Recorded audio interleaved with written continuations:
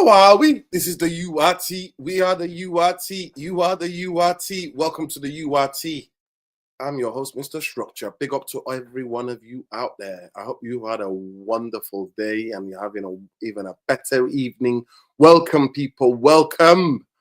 We're going to be talking about everything around the Cunha deal, the bits that the Giddy FC are not going to tell you. We're going to break that down. We're also going to talk about Ousmane and maybe the lap comparisons. We might do a little bit of scouting report on both of them. Let me know what you want. Yeah, big up.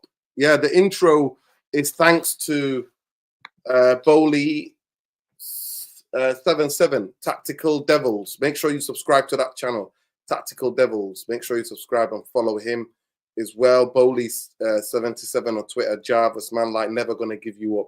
So check him out. But yeah, that's what we're going to be talking about on tonight's show. We're going to be talking about all of those things.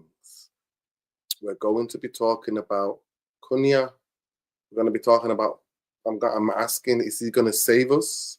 You know how they tell you, you know how the club and some of the fans get so excited and giddy and think one player is going to save us? No, Manchester United needs 7 to 6 players to go straight into that starting lineup.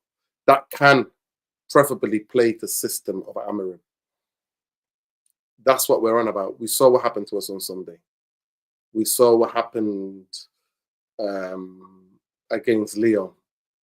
We were all gassed about the win, but we saw for about a half, we were nowhere to be seen. So big up to everybody. Please smash a like on the video, subscribe to the channel if you're not already subscribed. Hopefully some of the boys will jump on. Maybe they won't. You know, if not, we can just do the show ourselves. But big up to everybody.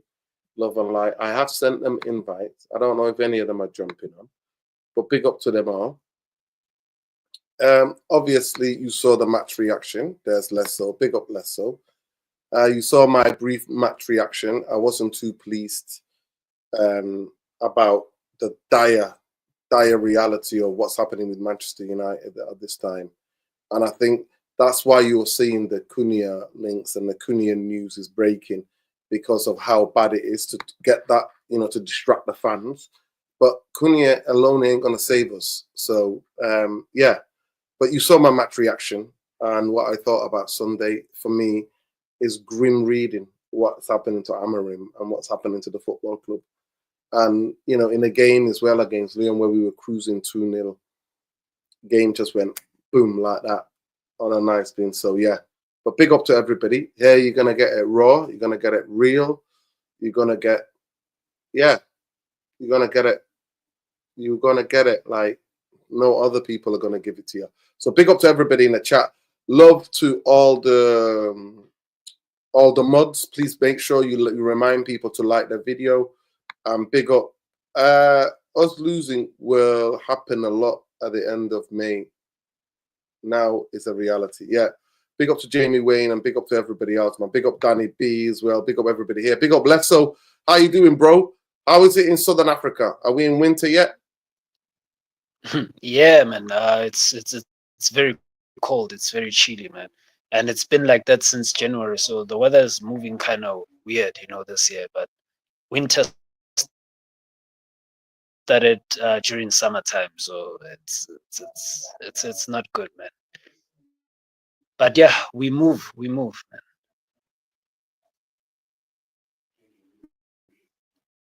I think you're on mute. How are you in general? How are you? You good? Yeah, man. Besides the work piling up and the studies as well, man. Yeah, trying to juggle both is yeah, it's a nightmare, but we're getting there. We're getting there. Yo, We're you're getting doing there. it, bro. You're doing But it, yeah, bro. man. You're doing it. Yeah. You're doing it, man. Just remember, Yeah, if you're ever in doubt, yeah, you're doing man. it. You're doing it, bro. You're doing it. Trust me. Listen, talk to me. Give me your match reaction about Sunday. Talk to me about Sunday. I saw how frustrated you were, man. I think you pretty much summed it up basically with where we are as a football club, you know, overall. And, you know, it was expected. To be honest, I didn't really I wasn't really that pissed. I was just obviously incensed because I don't like losing in general. But I expect this till the end of the season, more or less, because he also spoke about he's gonna rotate players. So it was like already you knew that, in a sense that he was not really going to prioritize the league games. He was just gonna use it basically as a way to give the fringe players a chance to rotate the players and give them a run and try and maybe put in 1 or 2 youth players in as well. So I wasn't really fast, to be honest. For me, the standards are already as low as they can ever be. I mean, being pissed off when you know where you're gonna finish, more or less. It's no longer there for me this season.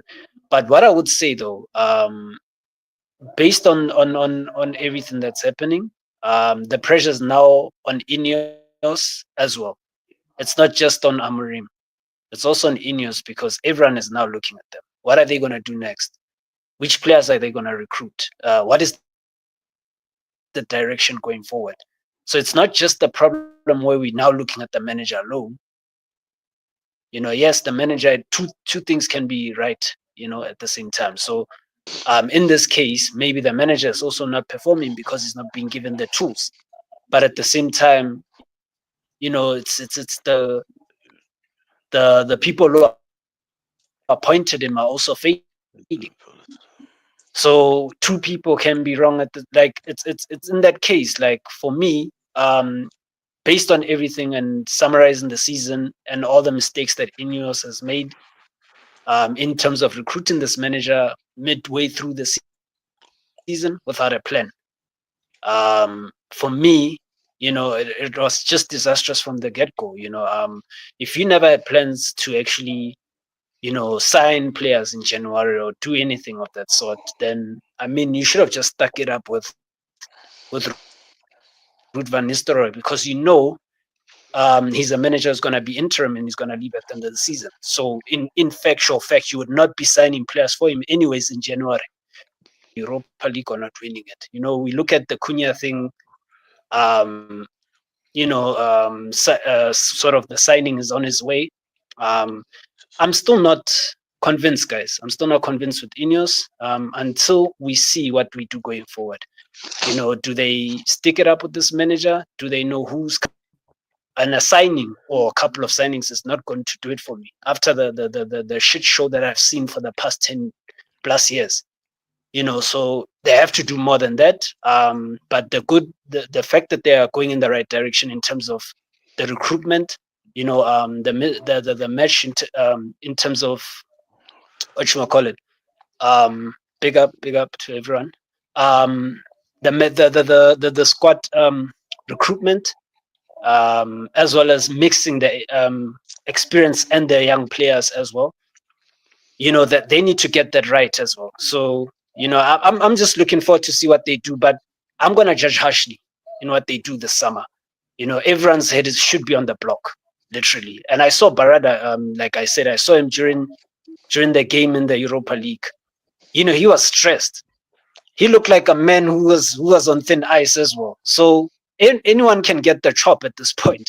I mean, if Amorim does not succeed, I can see Barada also walking. I can also see him being sacked. Because at the end of the day, he's the one who tried to bring him in midway through the season, and instead of sticking it out with Ruud van Nistelrooy throughout the whole season.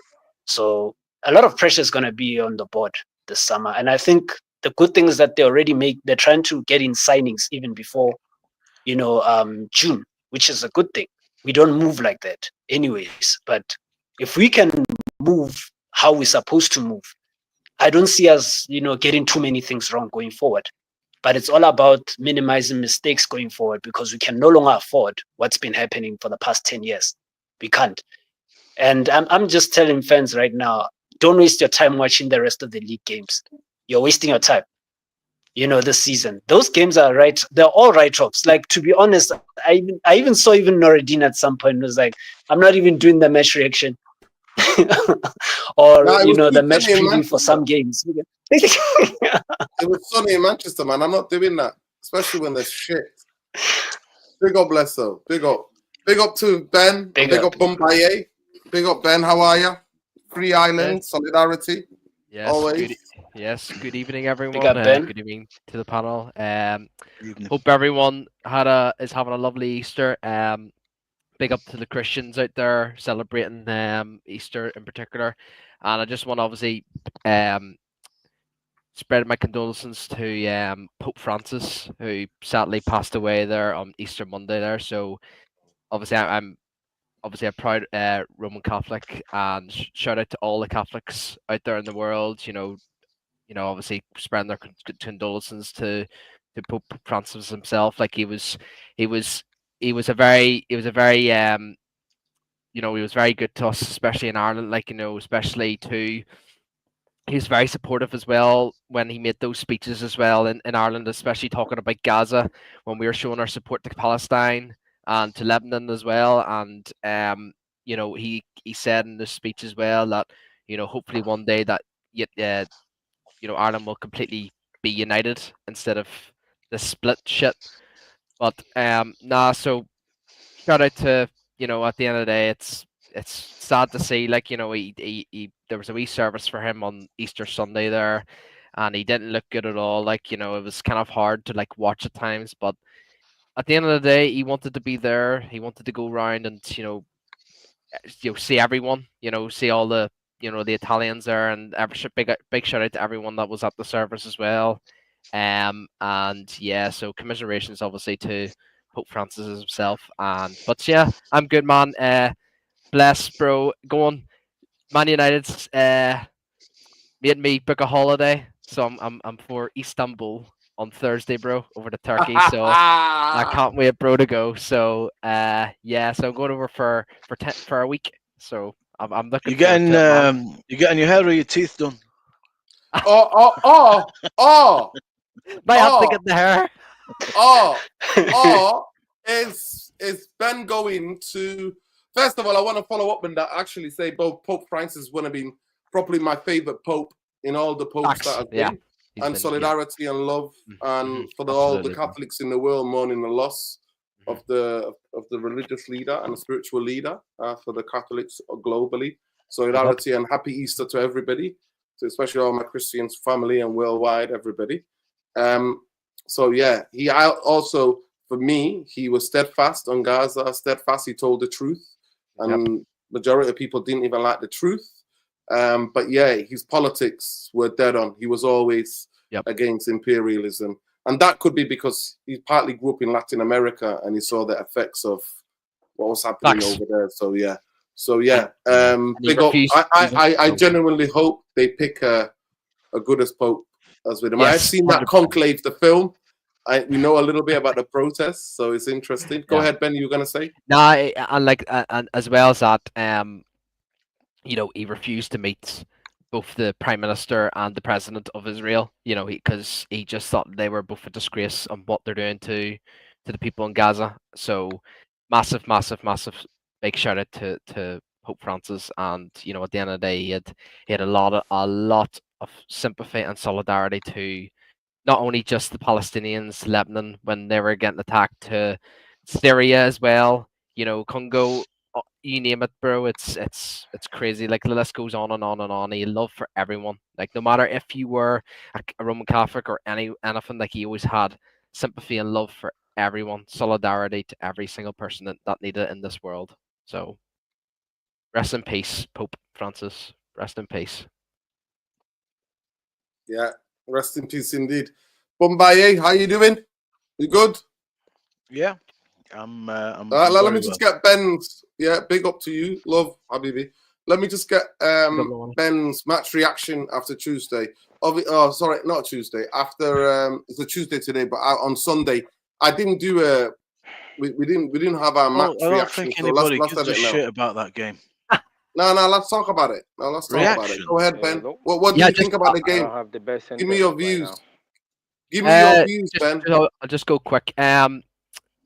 So embarrassing, obviously at the end of the day, we can't be losing to Wolves. But I actually let me change device. I'll be right back. Let me switch device. Pick up. I actually, no worries, bro. I actually like the the approach play on how we played, like kept the ball. I thought our approach play was actually rather solid. It's just the final third once again, like it's absolutely embarrassing. I can't believe we actually I'm seeing this attack being in this Premier League. It's fucking embarrassing. The fact that Hoyland misses a sitter, Mason Mount misses a sitter, it's just embarrassing. And you know what? As soon as Bruno Fernandes and Diego Dalot came on, we actually looked like the drop off was crazy. Like, I know obviously Bruno's having a really, really good season this year, but I thought the difference was between the first half and the second half is we had more technicality players on that pitch. You had your Eriksons, you had your your Dorgus, I thought Harry Amas was absolutely outstanding. Fredrickson as well. Massive shout out to Fredrickson. I thought he was outstanding. Once again, another defender coming into this team. I think he looked more like, no, I'm not putting too much pressure on the kid. Just like Aiden Heaven, just get him fit. A run of games towards the end of the season, and then get him built up fitness wise, physicality wise. I think that's what Amas lacks at the moment. But I think Amas as a wing back is top notch. I just think his defensive attributes, especially the physicality side of things, it just needs to improve. But I thought we played well, bro. It's just the attack once again, and I don't really need a comment about this keeper. I really don't need a comment about this keeper. Obviously, the title of the video for you, Nerdin, is Cunha is not enough. What about the wingbacks? But what about the keeper? What about the two in midfield? We've got an absolute useless keeper at the back, and the keeper is the first person that always, where the play always starts from. And at the end of the day, I have no faith in this guy in nets, and I don't know what we're going to be doing if he's going to be here next season. I really think it's going to be a rough season once again for Man United. But now that's my take, anyways. Go ahead, Bumbaye. What did you think about the game? Give me your good evening, good evening, brothers. Good evening, Luani. Big up, Luani. Whereabouts are you, Luani? I'm in Maine, somewhere in an empty parking lot, so I'm safe and sound. Thank you. How are you guys doing? How is everybody? All good, bro. Blessed. Nice. No problem, guys. Just continue as if I'm not even here. No. We're here. I'm listening. I'm listening. Now we're gonna come to you in a minute, so Okay. you stay where you are. Go ahead, Bumbaye. Or do you want to not talk about the game? I didn't watch Sunday? It was a league game, mate. Manchester United lost 15 games. Yeah, I didn't watch it. 15 fucking games this season. Okay. I didn't watch it. No. Well, it was a good game, actually. Our approach play was good. And yes, Ben, I also noticed them huge drop-off when the three substitutions came on Mount, Dalot, and Bruno. We dropped off heavily. And actually, their substitutions made them a lot better. And obviously, he came on. I think he had 2 touches, and he put it in the top bins. Rabia. But yeah, Luani, go ahead. Bumbaye has got nothing to say about the game. Did you watch Sunday's game? 15th loss this season. Absolute disgrace. Yeah, the game against Wolf. Yeah, I did watch it. A very, very interesting game. Although I have a reason for which that game was interesting to me. Of course, it was a game of 2 teams that played the same formation. But the interesting thing is to see how the 2 coaches apply this formation with the players, the personnel that they have. So it's nice to see. I mean, the way Amorim approached the game with his formation is always the same. He's a super direct with the wing play and the ball over the top versus the way their coach was approaching the game, which was they're more patient. I don't know if it's because of the personnel that they have, but they have more of a patient build up. So many times I will see their center backs put their foot on the ball. Sometimes they try to carry it into the midfield, or sometimes they just put the foot on it and wait for their midfielder to pick up a pocket of space in our midfield. So it looked like their midfielders, their ball carriers and their passers are closer to each other in space. And they are closer to each other. You can see their triangles versus we try to make the pitch bigger and try to go direct. So, but in honestly, this is one of the game. This is one of our better games, even though the result says differently. I think we play better. We play better than them, regardless of how much possession they have. They couldn't really do anything to us in terms of. I believe it translates into the shot, the amount of shot they have on our goal, which is almost non-existent. But we were able to penetrate more and create more opportunity.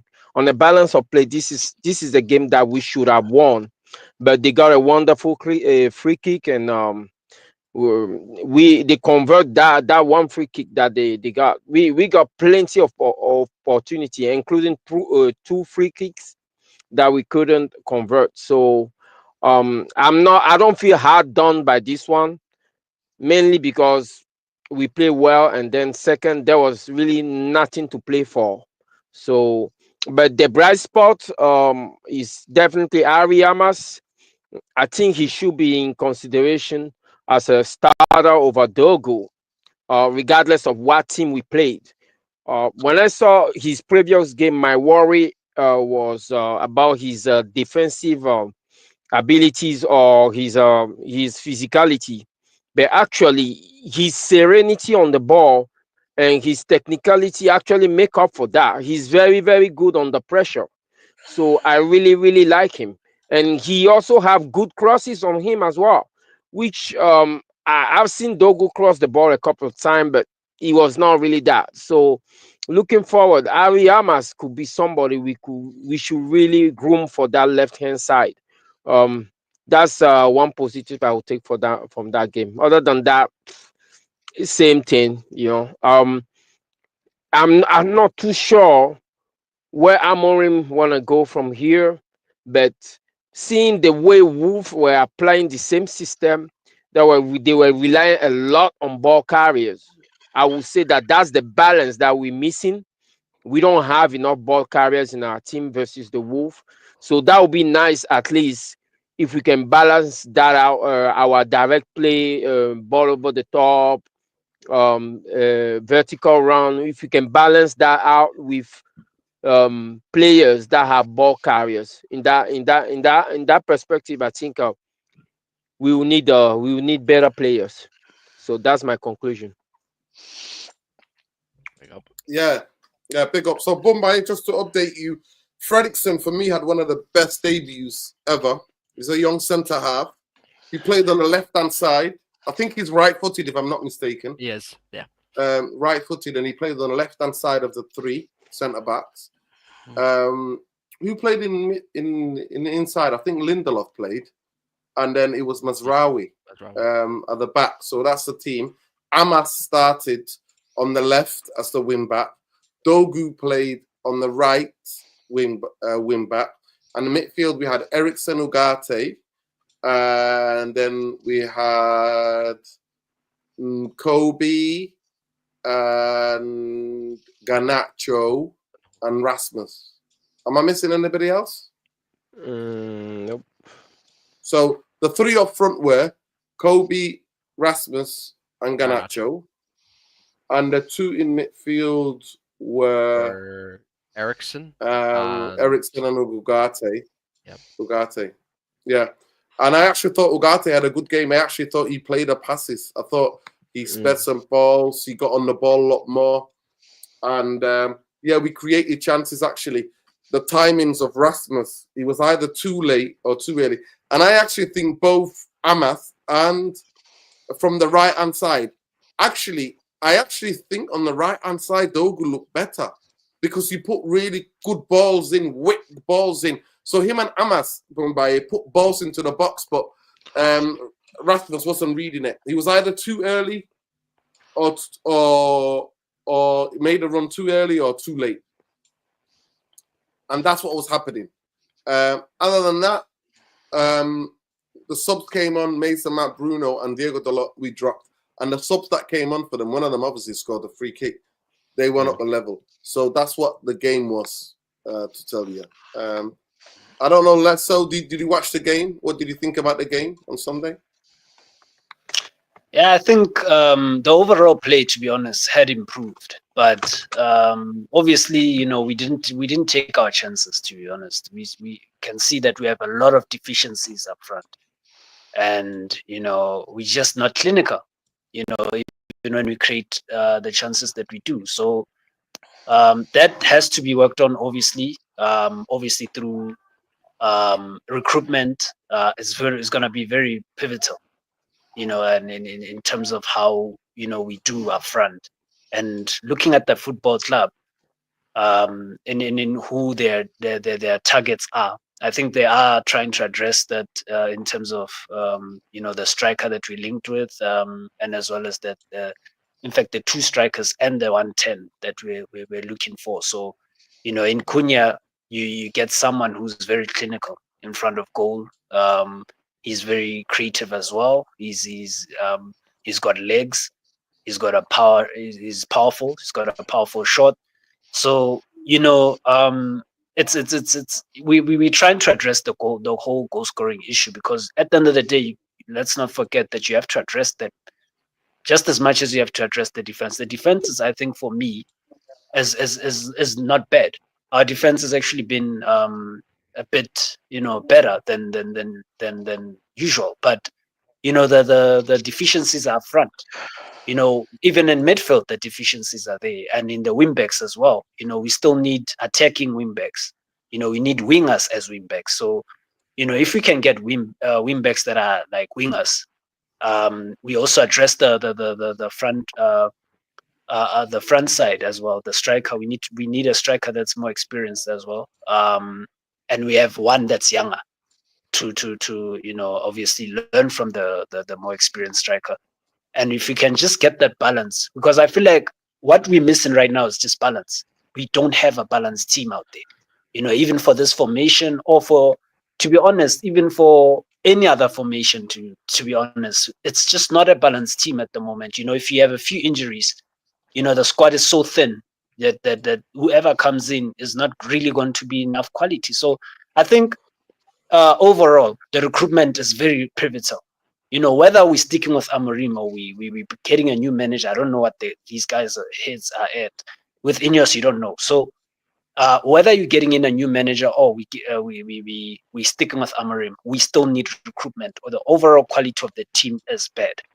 You know, there's no balance, there's no experience, there's lack of experience in quality.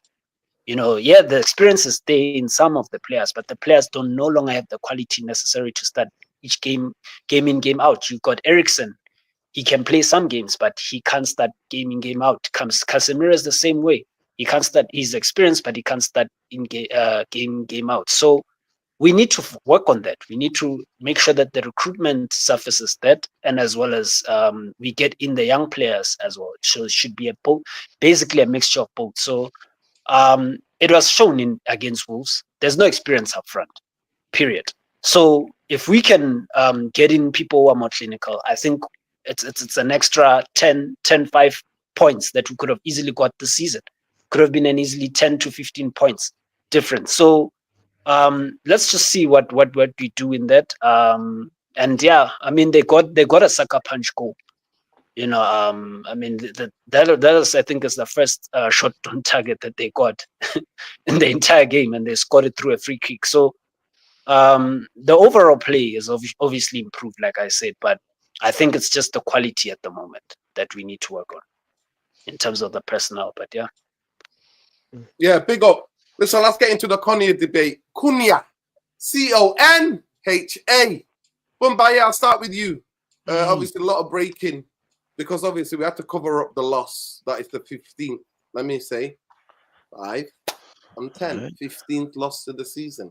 Obviously, you didn't even turn up to watch it, so we can't comment. But we can get your comment on Cunha. Matheus Cunha, Wolves player. He's got a release clause of 63 point something million. He recently signed a contract. He's a lively character. He's been banned a couple of times this season. One time for snatching somebody's glasses. He's a character. He's a character and a half. But what do you think about him as a player? And where does he fit in to the Amorim system in your point of view?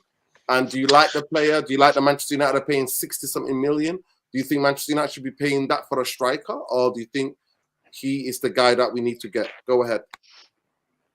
I don't want another problem child. It's the last thing I want. So if there's any of that, he's a wild guy and we could do without all that bullshit. We've been through that mill many times. So that is for the club to find out. If we get him and he starts, behaving bad and causing bullshit, this will just be a waste of 60 million, whatever it is, and another useless endeavor. As a player, doesn't strike me as an out-and-out killer striker that occupies centre-backs in that space. I'm hoping he has that in his locker to get on the end of those balls that are flashed across the box. Seems like more of an outfield player, a bit Xerxes-ish to me. So if Manchester United want to buy him, I don't know. When I watch him and when I watch his highlights, he's a good player. He's got a lot to his game. Good shots, left foot, right foot, technical, good decision making. He's a step up from what we've got from Højlund. And if Amorim envisages, because Højlund was here before Amorim, a fluid 3, 2 10s and the guy ahead of him, where it's okay if Xerxes gets on ahead of him, Bruno gets on ahead of him, he gets on ahead of, it's a fluid 3 and not a Gyökeres kind of thing, then yeah. But if you want an out-and-out striker, killer, I don't see him that way. I see him as like another 10 that is better in front of goal, though. But Man United naturally are a little bit deeper because of the way we play. If you want to have a fluid 3, then your wing-backs have to be really good.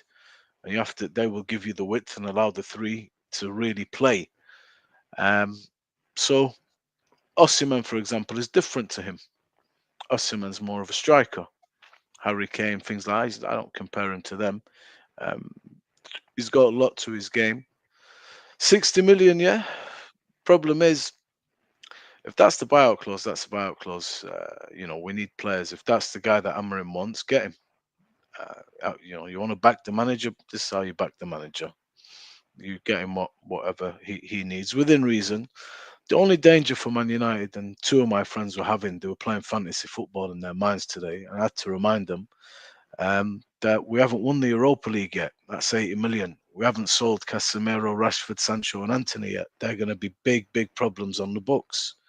Big problems. One's 90 million, one's 75 million, one's 70 million. Who's going to pay the wages? Can you get rid of them? So Ineos are cleaning up some shit from before, and so far they've signed Dogu. Good signing, fair price. I'd never heard of him, but he's the right player. He improved us. He's still young. He's coming to a side that's not flowing. So we might not be getting marquee signings. I understand that. But as long as we're getting the right signings, So I don't think whatever happens in this transfer window, it's not going to be perfect. There's going to be criticisms of Ineos and all sorts of things. But the right players might be players that I've never heard of. I don't mind that.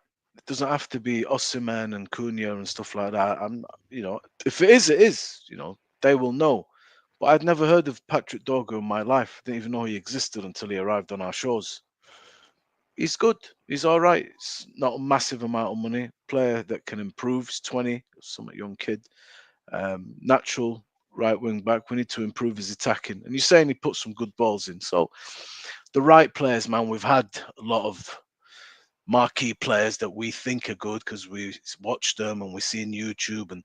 But they're coming to Man United, though. They're coming to play in a 3-4-3. It's different. He's not coming to play at Wolves. If this guy comes and ends up doing Højlund's job, he's going to start behaving badly. You don't want to play that. You don't want to play that shit.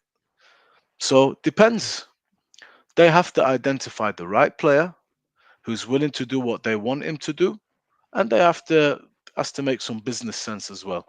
Because Any player that comes here can fail, guys. I don't want to go down Casemiro, Sancho, all this big wages, big fees, all that bullshit. Then we're stuck with them. I don't want to do that. That's killed every manager that's come to manage this club. I'd rather get a player that we can offload if it don't work out and replace him, not one that we have to wait till his contract finishes. So this is my take on any signing, not just Cunha. But this player is a good player. I like what I see. I think he'll help us if that's what Amorim wants. But if you're asking for a pure striker, then maybe you need to consider other options. I don't think he's a pure striker in that sense.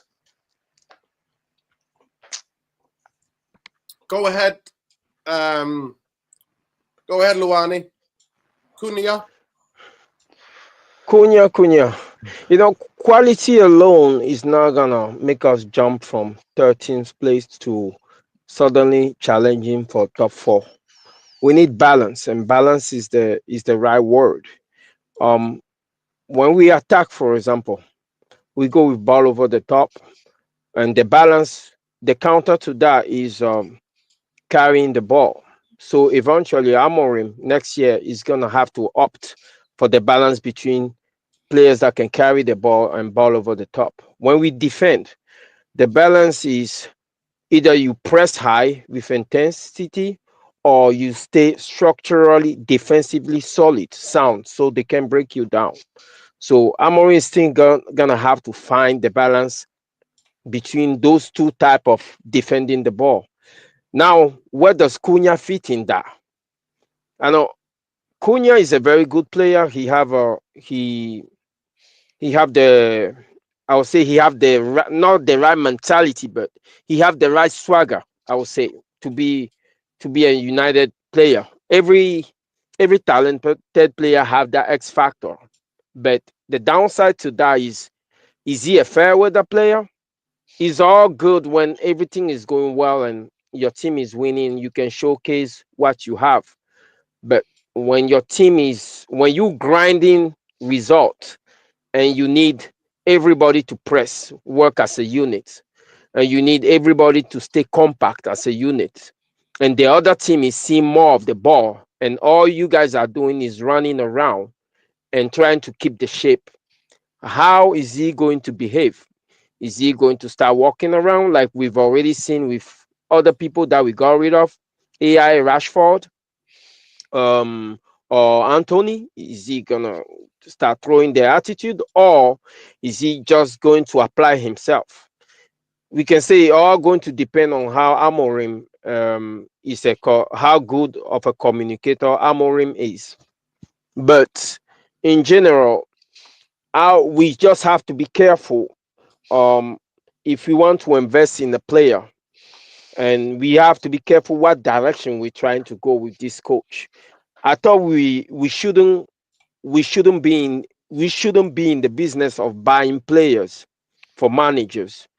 There is a difference between backing your manager, and there's a difference between buying a specific type of player, because this is what the manager is requesting to make his system work. And that is the model that we're trying to stay away from. Regardless of who is the manager, we should be able to look at the player and say, even if this manager is not here, even if he's gone with his system in a few months, this player will still be useful regardless of who walk in. If the board determine that Cunha is for the long term, and he can be part of a rebuild, I would say go for it, but just be shrewd, because we need more than one quality player. We need more than 3 or 4 quality players to turn the tide around from being in relegation form to competing suddenly for top 4, and that's exactly where we want to be next year, right? So that's my take on that.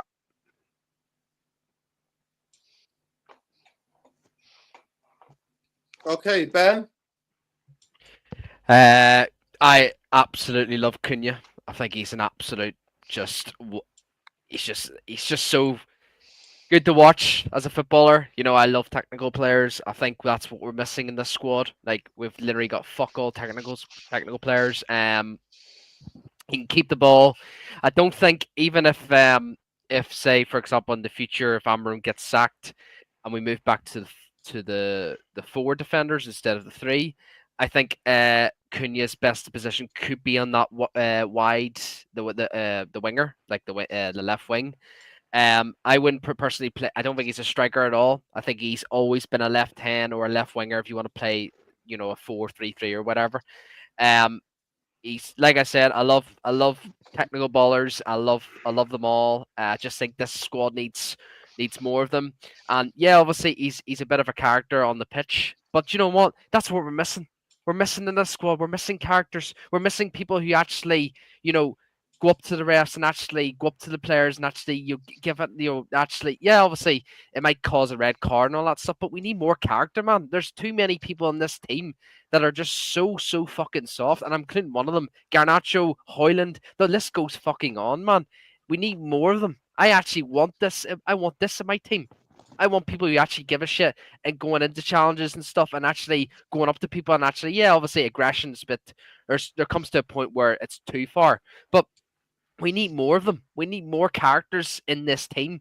And like I said, obviously technical football like ballers, I've always been a big fan of them. I kind of disagree with the whole what Luani said with, you know, thinking that this could be an Amarim signing. I personally I disagree to a certain extent. I think this player obviously I don't personally I think it is an Amarim signing, but I think it's a club signing as well. I think the balance is more leaning towards the club signing than an Amarim signing because you know at the end of the day the club wanted Barada and Wilcox wanted to install this free at the back system. So I think this is why Amarim was obviously brought in because obviously right who's the best modern coach out there for at this moment in time for three at the back? It'd be Amarim because he did well obviously at Sporting Lisbon, but you know, like you know, we've had managers in the past, like Ten Hag. 75% of his signings were all his signings because they've all played under him. Cunha's never played under Amarin before. Never. He's never played under Amarin before. It's exact same with Dorgu. Dorgu's like I've never even heard of Dorgu before until he came in. I think he's a solid signing. I think he could be, you know, for the future for us. I think he just needs a wee bit more time, you know, confidence. Like he's playing too much a wee bit, in my opinion. But Cunha as a whole, I'm all for it. Like, but like I said, this comes back to, you know, do we believe in Ineos? Do we believe this is all PR? I do think this is all PR, but I do hope it's true because I absolutely love Cunha. I think he's an absolute top baller, but good with both feet. Take players on. His shooting abilities outstanding. I just think this is what we need. We need more of these. You know, I think as well as that, this is what Amarim wants as well. With not only does he want players that are obviously capable and good that can keep control of the ball, but I think the most important thing that Cunha does offer is the fact that his physicality. His physicality is literally top notch, and you know. Amarim's all about these physicality players. You know he talks about it so much in his press conferences, and like I said, I think this is another big shout out as well. Is we've bought so many players, abroad, like foreign and all that stuff. But I actually do think we need a lot of players from the Premier League. I think it will help us. Yes, obviously we've had a lot of failures like Mason Mount, but Mason Mount's not technical players. I knew and a technical player. I knew he wasn't going to be a good signing, but we just need more of these. Like we just need players that can just understand the league. That can then come in. He's coming 26 this year. He just knows the league. He can come straight in. We don't have to give him time. We can just judge him from the get go, and just let him settle in to Manchester. And I just hope it comes true, man. But he will not fix everything. I do agree with what Luani said with that. Cunha is not going to be like change the whole system. We're going to play amazing now. This and that. We need way more than just Cunha, man. We've still got a useless sod in fucking nets. We've still got baby Garnacho up front and Rasmus Højlund. But I'm all for Cunha. I'm all for Cunha. I'm all for it. Let's go. No, I agree with Ben in terms of personality-wise. His character is you need that. Let's not act that at our most successful periods, we always had players, who had the character to be a Manchester United player. You need to have certain type of mentality to play for this football club. And judging from him, from what I've heard and obviously what I've seen, he's the type of player that backs himself, and he actually backs himself on the pitch. He may have a few things going out there, that aren't good, but on the pitch, he lets his talking do on the pitch. Like he's on the pitch, he makes sure he delivers. He plays his heart out, and he's an experienced player. He's a safe bet in a way in terms of a signing because he's been in the Premier League. He has played for big clubs before. Let's not forget he was at the Atletico Madrid as well. So, that the experience he carries, it's a player that you're basically getting in his prime.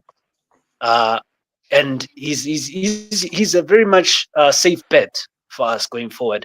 And yes, I agree that we need more because you can't just sign him and expect everything to change. We need more than just Cunha, in terms of recruitment. Mhm. But judging by, I think he'll be more of a 10. Judging by where he's gonna, I think he's gonna be a left 10. So in this system, and he's a baller. I've watched him play for Brazil against Argentina, where he even scored as well. I've also, he's a baller. He's a person who knows what to do with the ball. You don't have to. He's one of those players where you don't have to give him too much instructions as to, guide him. This is what you do when you take the ball. This is what you. This is the option that you played into. That sort of thing. He knows exactly what he needs to be doing, and I think watching him play for Wolves as well. When Wolves play a low block, he also does run back and defend. Believe it or not, he doesn't just stick up front, and he does put in the work. So when Wolves are a team that everyone defends, there's no one player that just decides that I don't feel like running or anything like that. So is a player that you can tell him that we need you in the defensive duties. We need you to cover certain positions. So I don't see anything wrong with the signing. I just think obviously we also need more quality players, but it's up to Ineos, like we say. I'm judging them harshly this summer. If they don't make the necessary signings going forward, yeah, Mm. it's peak for us. But yeah. Um, can I go on that? When it comes to Cunha, I'm not trying to attempt in a character assassination when it comes to him, but I've just seen way too many of those players. Normally when you're a professional athlete or football player, your personal life is supposed to mirror your professional career. And we've seen that in the case that it does is not the case. When it's not the case, we have situation like Anthony and his off-field issue. We have situation like Memphis Depay, who did not achieve his full potential. Now, when it comes to Cunha, I don't know what he does out there, but if you are in a team and you want to leave the team, there are ways to conduct yourself, and there are things not to do. All I'm saying is, if we bring Cunha here and on the day, for example, that we don't have the ball, and Amorim, a young coach, is trying to convince 10 outfield players to turn into 10 bastards and chase after the ball. How is Cunha going to behave? Is he going to be part of that chasing pack, or is he going to start complaining? That's the question we need to answer. The reason we load Ahmad so much is because Ahmad offer us the unique double of having the talent and also having an a work ethic that cannot be measured. I mean, the guy generated a goal just for pressing. So in this situation, when we're looking at Cunha, we just have to know what we're signing up for. If it's for a high price, I don't know if the juice is worth the squeeze. So it's up to the board to make that determination. But we shall see. That's all I'm saying. From what I've seen from him so far at Wolf, he's a talented player. But I think we're going to need more than that if you want to make the leap from 13 to challenging to top 4. This is my worry as well. Just looking at Cunha's, not about too much the player. I just worry about the character and the personality. Can see it from far away. And this is my only worry because we've been down this road many times with players better for higher prices. So I just hope the club knows what they're signing up for, like Luani says. That is my only worry. I want this transfer window. If it's not the right player and you can move them on, it's not a massive issue. But if it's a big fee and then it goes pear-shaped, I'm trying to just at least put to bed the disaster that has been the last 10 years of Manchester United transfers. This is one thing that I don't want to sign players. I want there to be room to get out of a bad signing and not be lumbered. Because sometimes as well, a player that comes, that becomes unhappy, it makes big news. When Sancho was breaking down, we attacked Ten Hag, mental health. It's not good for the team. It's not good for the club. We don't need these things anymore. We got enough problems. That is my only concern. But that is something I'm not going to judge him on. I don't know him. But that's what I see a little bit with him from a distance. So I hope the club does proper due diligence about players in that regard. You know, what my issue is that we are in a rebuild. So for Cunha might be suited for a team that is built to win now. So he might be that cherry on top of the cake. So that he might be that X factor. But for a team that is in a rebuild, we need 11 bastards on the pitch. And that's my concern. I think Deloani, just to add to that caveat, that he's banged the nail, smashed it on the head. We're talking about Cunha as if it's sewn up, it's in the bag, he wants to. Man, Arsenal need a striker, Chelsea need a striker, Tottenham, Facts. Liverpool need a striker. Darwin's going, so's Jota. He's There's not other an options. striker. But he's I not. mean, No. there's other options, boys, for these players. And if it becomes a bidding war where 60 turns into 75, we might not be in the running The for that. release clause is 63 million. I know it is, bro, but let's say, like I said to No, you, other clubs can do deals. Wolves don't have to accept our bid. They don't have to accept that. that's what I'm saying. But if Manchester United pay better options. By the release clauses work, if Manchester United put the money on the table, they would have to release it.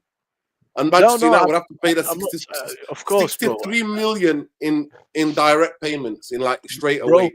But if United negotiate and pay 65, they can pay installments. So what I'm saying is, bro, that's where we are. 63 million is the going rate. You're not getting him for less. If you want him, you have to pay at least that. But what I'm saying to you is Chelsea, Arsenal, Liverpool, Newcastle, if Isaac moves somewhere, all these clubs have money, are a better option. Some of these clubs are playing Champions League. We might not even be in Europe full stop. Do you get me? Is he coming around just for the dough? We can pay you a decent wage. But if you want to play Champions League football and challenge for things, these teams are all much further ahead in their project than we are. We just reset. We just press reset when we fired Ten Hag. We brought a guy in that started from zero. That's why you're giving him a free season. So now, and if you're not attracting the sexy players that you want, it's not necessarily the board, because there are better options than Man United now. We're 15. 100%. Do you know what I mean? We're just reacting to reports, Bumbaye, that he's personal terms agreed. He favours Manchester United. He wants to come to Manchester United. That's what we're hearing. But like I said, I agree with you 100%. And most of the clubs are in a race for him. Big up to Tactical Devils saying everything. Listen, Bumbaye, Jarvis, only join when you can. No problem, Bob. big up to you. Big up to our love. Make sure people you check out Tactical Devils. Make sure you go and subscribe to Tactical Devils. They are 200 and something short of 300. Yeah, nearly 300 short of 1,000, which will be fully get to 1,000, and they will fully monetize. So please subscribe to the channel. Big up to Jarvis. Big up to. Thank you for joining us, Sean. Sean, I hope you're well in sunny California. Yay. Big up, guys. Yeah, sending Big love. up, Sean. Like you might be in the car, you might be rolling. But talk to me. I just want to get a Cunha news. What do you think about Cunha as a player? Yeah, I mean, for me, Cunha would be my #1 priority signing this summer. I think it's very important that we give Amorim exactly what he wants. And it looks like he wants a specific profile of player for that number 10 position. And Cunha seems to fit exactly what we're looking for from that kind of player. So from my perspective, he would be the #1 priority if we're looking for a player this summer. We should give Wolves whatever they want. I think once we meet the release clause, it's then a question of the installment structure with Wolves and the wages that we're willing to offer Cunha with regard to like negotiating against, competing with clubs for his signature. So for me, Cunha is a no-brainer. I think we have to prioritize the positions that help Amorim play exactly the type of football that he wants. And Cunha, for me, is first on that list. So he's exactly who we need for next season. And I will prioritize, that number 10 position over any other position in the team. Interesting. So let's break down some of the stats. Let's break down some of his stats. This is out of obviously 100% percentile. You know what I mean. So we're talking about per 90. This is what we're talking about. Non-penalty goals. Obviously, it's 96. It's up there. Stats don't tell you. You need sometimes the stats can help you, give you an idea, but the eye test gives you the full picture of a player. Your eyes don't lie to you, people. Stats can be manipulated to a certain extent to tell the different thing. But in football, your eyes tell you everything. So just take this with a pinch of salt. Shots total 90, assists 45 is quite down in that. Assisted goals 73 percentile. This works out at non-penalty expected goals plus assisted goals. So that's like 77. That's quite good. Shot creating actions is 65. These are like actions that are directly leading to a shot or assist or pass, take-ons or drawing fouls. He's quite good in that. Passes attempted, he's 57. That's quite low, actually. Pass completion is quite shocking, actually. I don't know what this is because it could be that he likes to carry the ball. It could be that he's a ball carrier. He does, and he doesn't, you know what I mean? He's not looking to. He's quite direct with how he carries the ball, because successful take-ons tell you everything. Number of defenders he takes on. You know what I mean? Progressive carries is 58 and 77. Touches in the penalty area is 54. But yeah, in terms of pressing and pressing up the pitch, really good. It's here. His interception is quite high. Defensively, he's quite good, 80 percentile, 76 percentile interceptions. He wins the ball actually up the pitch more, and that's what Amorim wants. Amorim wants people who can press and who are workhorses up the pitch, and people who can then also defend with the clearances. Personally, I like what I've seen from him, whenever I've seen him play. And for me, the real important question is, when do we sign him? If we're going to sign Cunha, when do we make it happen? I like what I'm hearing from the report so far, that we're looking to get our business done by July. That's the most important thing from my perspective. We shouldn't go into the summer still not being sure of who we're trying to sign, spend 2 months negotiating with Wolves. All that stuff for me is a recipe for disaster. We have to close on the deals early. So June, July, wrap up the signings. Let Amorim have his full squad for the preseason. Because I think, for next season, we need to be prepared. Yeah. In terms of his best, big up, Sean. In terms of his best positioning, he actually likes to play on the left inside 10. So at times he plays an attacking midfield player. That's why somebody is here is saying that we're gonna make him into a Joe Linton. I just saw that comment. I don't know what's happened to that comment. I've just clicked on it. Where's that person who said that? Somebody just said he's gonna be like a Joe Linton kind of guy. We're gonna turn him into a Joe Linton. But I actually think he's more attacking minded than a defensive minded. But he plays, his best position is off the left on the 10, in that pocket. He's the pocket player. And he sometimes comes really deep to pick up the ball, turn, then run, carry the ball. So he's been used as a winger on the left-hand side, obviously coming in on his right foot or being in the pockets in the number 10 areas. I totally agree with everything Sean has said, but everything you know about the Glazers and everything you know about Ineos tells me it's going to be a circus. I think the news is very interesting after Manchester United lost their 15th game in the Premier League season. They had to get something for the fan base to talk about. And the past 2 days, everybody's been talking about Cunha. So for me, let's see if they follow through. I do think somebody put it on here. Big up to Nathan. Nathan here shares us about what the future is in the summer. He says, hopefully we'll get players before the summer tour. Fixtures in Kuala Lumpur, Hong Kong. And after summer break, Sweden, then back to the United States. So we potentially would like to have him on tour with Kuala Lumpur, Hong Kong. I think that. I think Manchester United need to go and get a player. It's about the speed which we do it in. Every one of you saw what happening with Manchester United. Every one of you saw Manchester United have lost 15 games this season, which is an absolute disgrace. It's an absolute disgrace. I don't entirely blame everything on Amorim.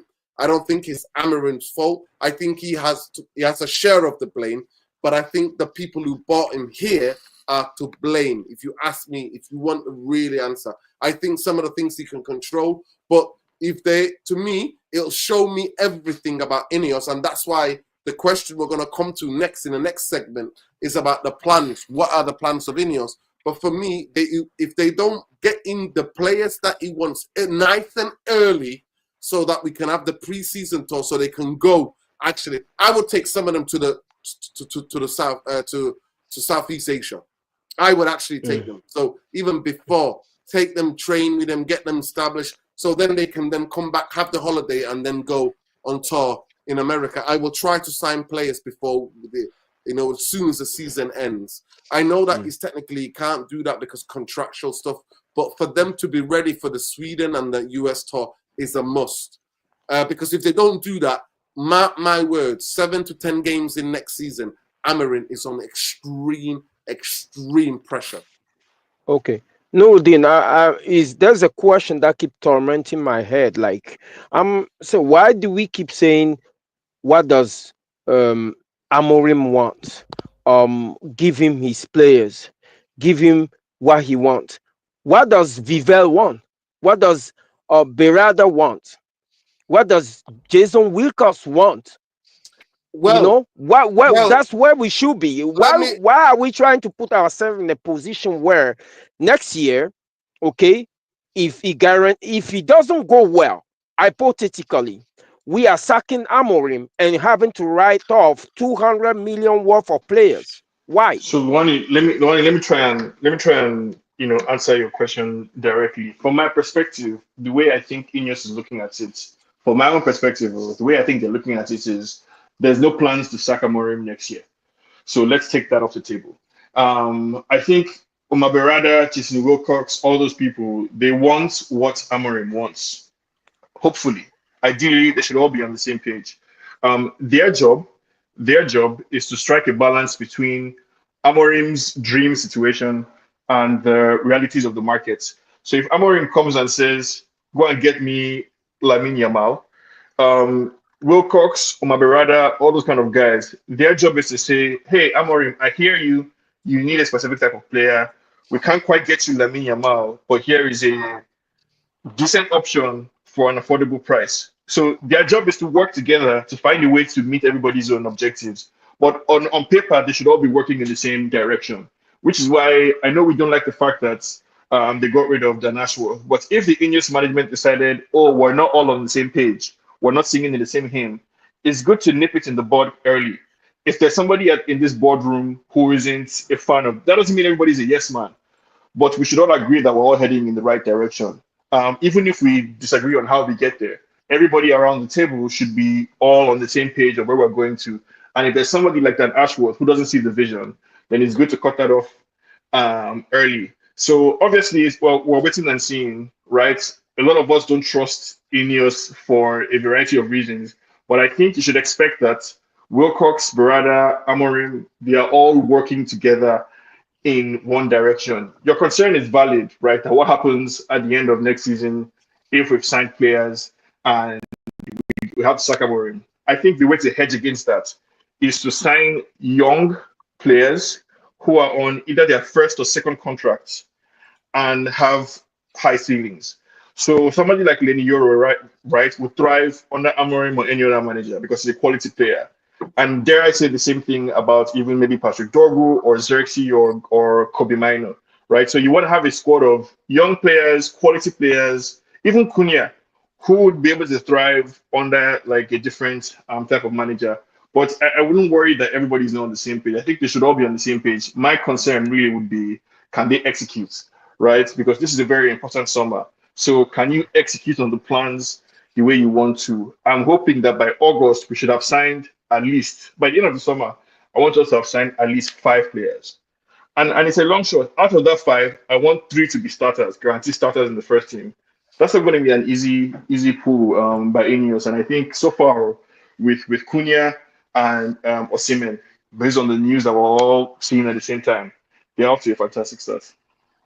No, I just don't want this board to think that they themselves into a corner hiring Amorim. So they have to go on a Las Vegas style spending in order to justify keeping him if they can do a performance-based assessment on if he deserves to keep the job or not. They have to keep a clear head and be able to explain to Amorim, if he haven't understand until now that we cannot afford to he have to be able. I don't want them to cover pretty much his managing deficiency by spending on quality players left and right.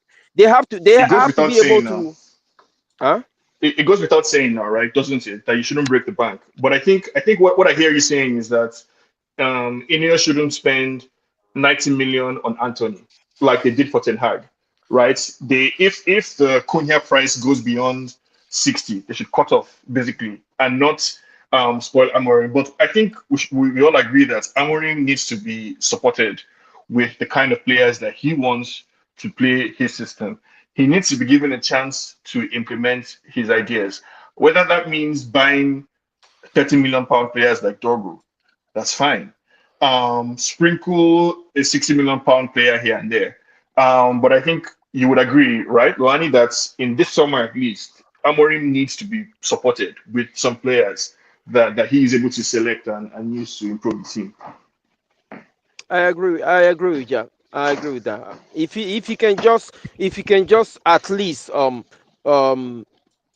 do a better job in terms of doing more with less, that will at least give the margin for the board to be able to engage into shroud spending, because this is a rebuild.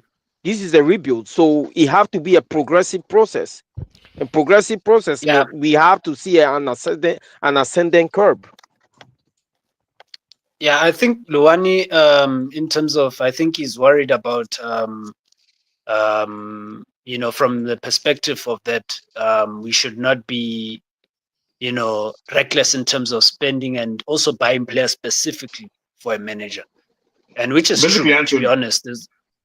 Which is true, basically. So but what I think I've heard is that the club is going in that direction where they do buy for a manager, but at the same time they look beyond the manager. So whether the manager is here or he's not, or he's not around, I think they're looking that these players would fit in even with the next manager that comes in. Because if you look at the system in itself, That's the system they've chosen. Ineos have chosen the specific system. So, even if Amorim is sacked, I think we're sticking more or less to the same formation. Obviously, we're gonna make tweaks there and there, but that's their longevity, and which honestly, that's the point where I get it. And I'm more at ease with, to be honest, going forward, is that at least they've picked and they have a set way of wanting to play and a set formation, and that's the route that they're going with, which is longevity in a way, So yeah. I'll just give you an example, right? Just looking at Cunha, 60 million released close. I think that's too much, right? I'll be looking to throw. Look.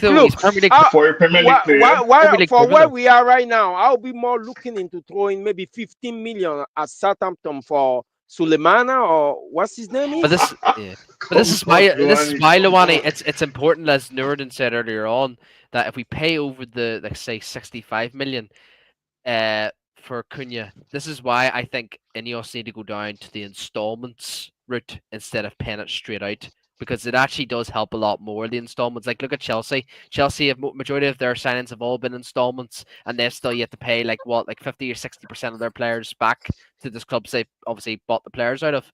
But I kind of disagree with Assistant Buffy. Buffy's. I think Lessa was spot on too. But I'm just going to come back to Sean there about, that you don't think Ineos are going to sack Amorim next season. At the end of the day, I don't think if the results aren't going too good for Amorim, I don't think Ineos would be too hesitant to make a decision, because at the end of the day, Amorim's on a 2-year contract.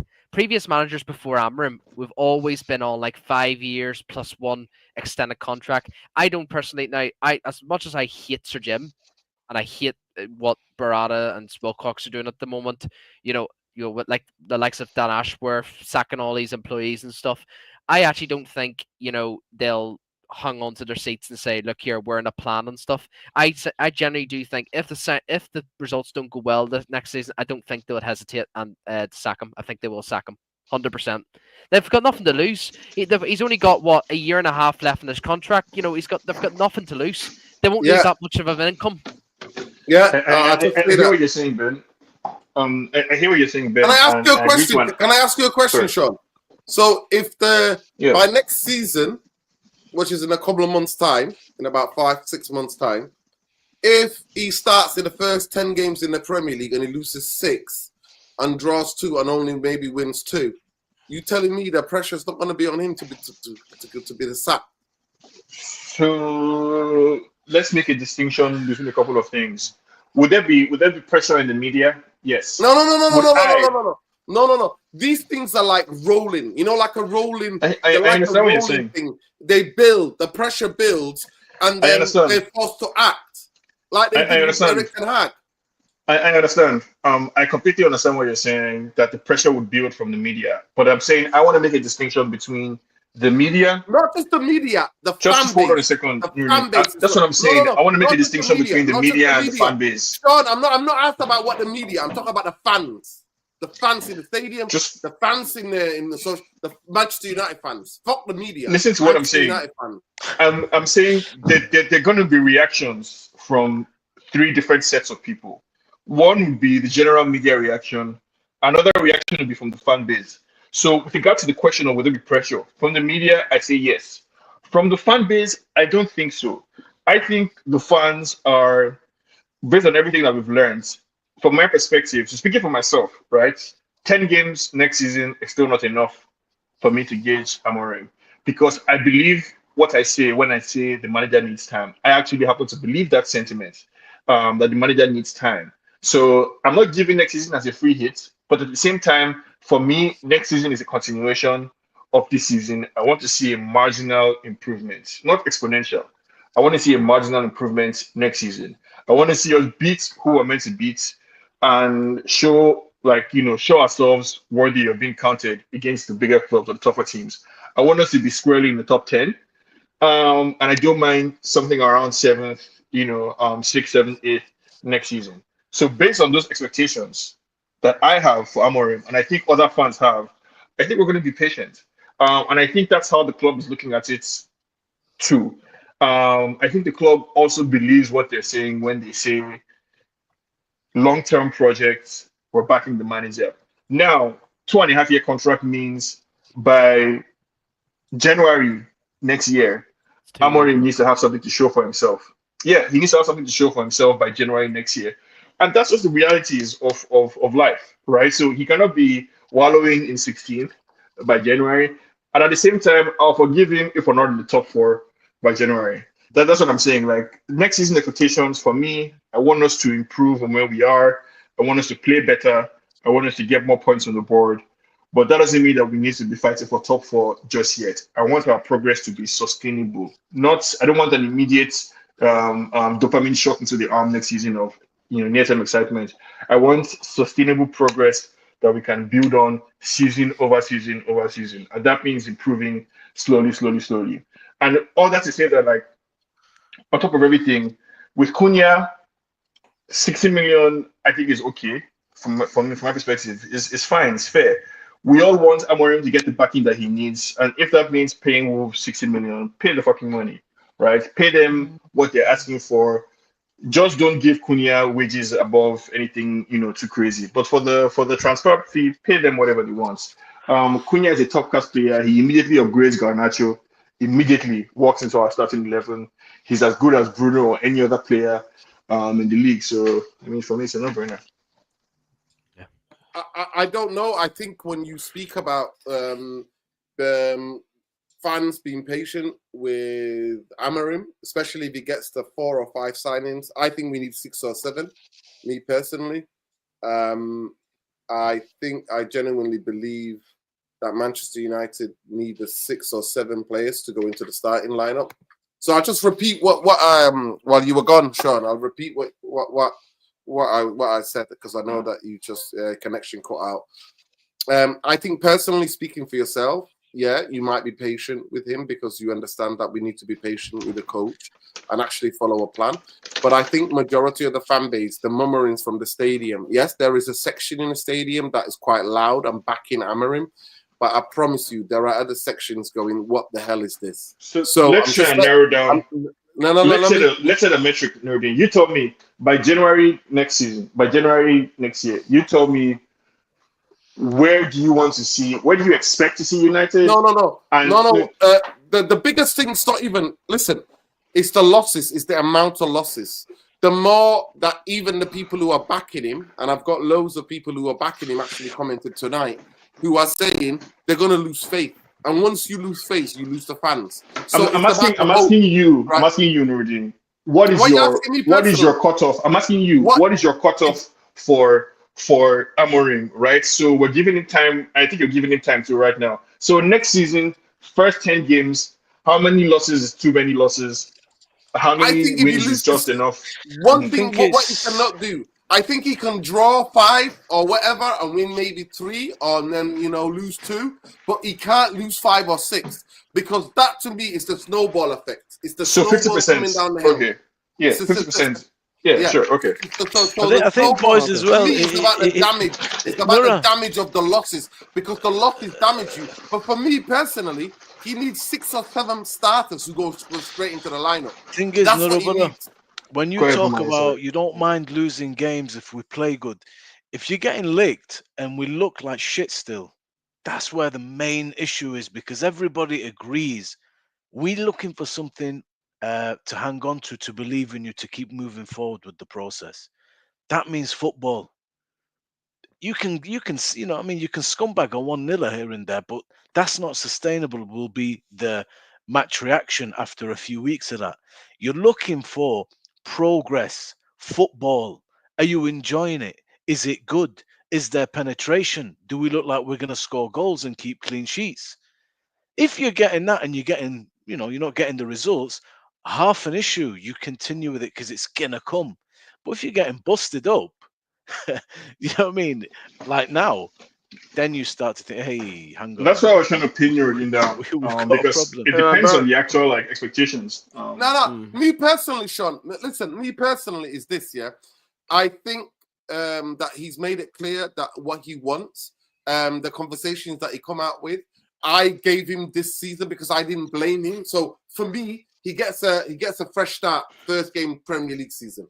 And for me, what my parameters, Sean and Bombay, and it's different from everybody else. For me, I take losing if the goalkeeper from the opposition is man of the match most games.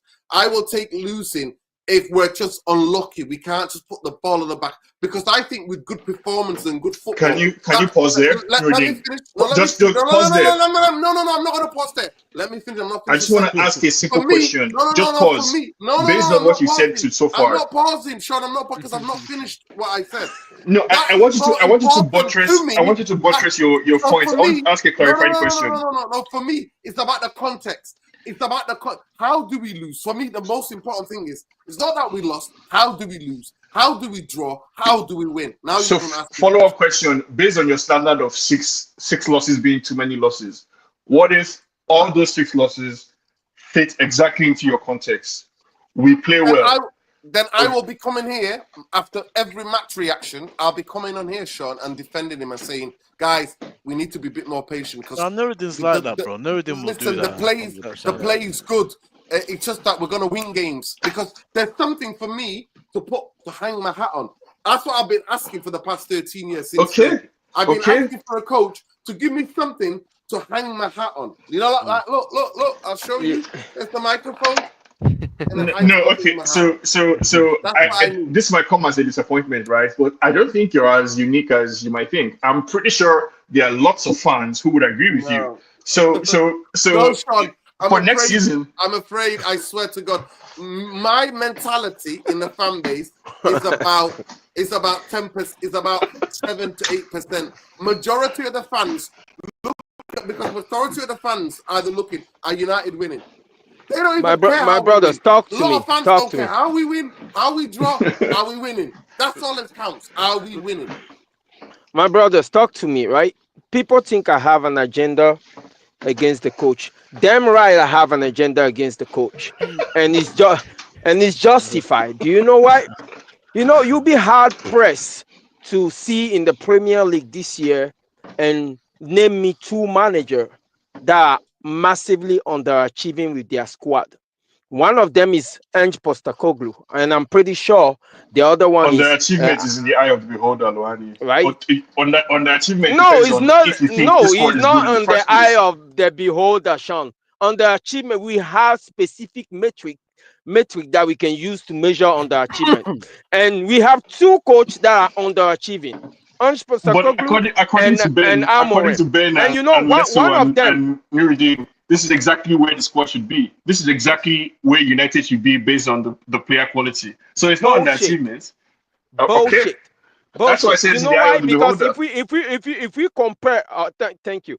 You know, if we compare our team to Tottenham's team, we know Ange Postecoglou is probably not gonna see next year, regardless if he win or not. We don't know what madness Daniel Levy is gonna pull out. But we know one thing is that every time we meet, Tottenham still beat us. So regardless of how bad they are, regardless of how much they want their manager out, they're still better than us to a certain extent. What does that make us as fan base? What are we? We are specialists in making excuses. That's why we are. You see, me, I have a problem, you know. You can look at the manager. I don't like managers that need more to do more. I'm not giving you more money for that. What do you want me to justify if you are underachieving massively out of 30 or 32 coaches in the league? You want me to give you an extra 300 million next year? Yes, because it's 300 million that we need. You know why? Because we all agree. We sit down here and we agree that we need 7 starters next year. Not 7 squad players, 7 starters. And we kick it up by paying a 60 million release clause on Cunha. And what's next? How much do you think we will spend before we build up that? We buy 7 of those players. That's why it's 300 million. You want to write off next year? Yeah. That's why it's about expectations, right? If you believe that this United squad, the squad is better than where we are right now, then I would agree with you that Amorim is underperforming, which is my position. I happen to agree with that position that he's underperforming. But many fans don't see it that way. He's underperforming with a squad that's totally not with his football. Let me just get these super chats and a couple of questions. Big up to everybody. Please smash a like on the video. Subscribe to the channel if you're not already subscribed. We're on the route. Sorry for cutting you off. We are, I think, 200 short of 13K, even though we're shadow banned, but we don't give a damn because it's free Palestine, free the people. Always. Every day, 24/7, 7 days a week, every second of every day, 365 a year. Big up. Say me after says, Cunha is ours. Stop trying to nick our players. He doesn't want to be in a relegation fight. Big up to say me after. Say me after. It looks like, by the way, that from the reports, he doesn't want to go to second place, never winning anything. He wants to go to a club, even when we're shit, we're competing for trophies. So remember that, yeah? Hold tight. Go ahead, Ben. See, and just you focus on winning the Champions League trophy, right? And say if Amarim goes and wins the Europa, guess what? Amarim's won more trophies than fucking Arteta. Exactly. But I think how Lawani, I respect Lawani so much, man, coming in like with the whole agendas and stuff with Amarim and managers. You know what? I actually don't think, I'm not gonna lie to you, I think a lot of people will support Luwani's line of thinking 100%. that the coaches cannot. There's no context to this. You can either do the job or you can't. Take the context out of it. Yeah. At the end of the day, the guy who said his coaching style is not compatible with the players we have, which is proven right, was Dan Ashworth, and he got the fact. But from what he was saying after the game on Sunday, he said they know exactly what they're doing. And Sean talked about it earlier before, and he said that everybody looks like they're working as a unity and unison. They need the players they need. He keeps going back to, we know what players we need, and we know what our problems are. We know how we're gonna fix them. That's what he kept coming out in on Sunday. Go and watch it. Go and watch what he said. He's after the game, when he sits down with the press at Old Trafford, the majority of the questions were about, do you find yourself? And he's like, it's disappointing, but we know what we're doing. We know what we're going to do this summer. And he's all talking about next season. And he also said, obviously, before the game, that he doesn't really care. But we've got five games left. By the way, there's a poll.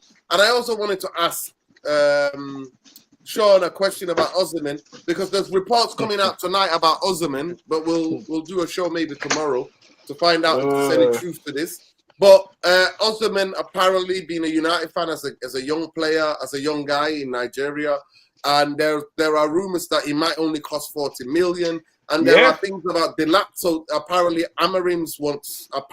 this is the reports, Amarim favors Ousmane, who's more experienced, and the club favor more Delap. There's a poll going on United Real Therapy people, and so far the poll is Ousmane 73%. They want Ousmane. 26% want Delap. Of course. Please keep smashing the likes on the video. Subscribe to the channel if you're not already subscribed, people. Smash the likes. And let's go. Tell us a little bit about your fellow countrymen, Sean. Yeah, what's your who would you have as a striker for Manchester United? I have mixed feelings about Ousmane for a variety of reasons. One mixed feeling is I like him as a goal scorer, not so much as a player, like as a football player. So he was frustrating for Nigerians in the AFCON, right? Because he scores goals, but he's not the best footballer on his feet. So that's one. Second mixed feeling is I know that this United team has a way of destroying quality players. So I'm concerned that Ousmane comes here and within 6 months he starts to look like Højlund, right? And we start questioning why we brought him in the first place. People start analyzing how Ousmane doesn't have the first touch that we need, all that kind of stuff. So I'd rather support him from far. Like, that's really how I feel about Ousmane. I want to support him from far. I want to keep cheering him while he plays for Napoli. I want to, watch him achieve success, but from another team. I don't want to have to deal with the possibility of, Ousmane being subjected to all the toxicity of being a United player. So that's one hand. And then another angle also is, it looks like Amorim wants a very specific type of striker. And from my perspective, Delap is more similar to Gyökeres than Ousmane.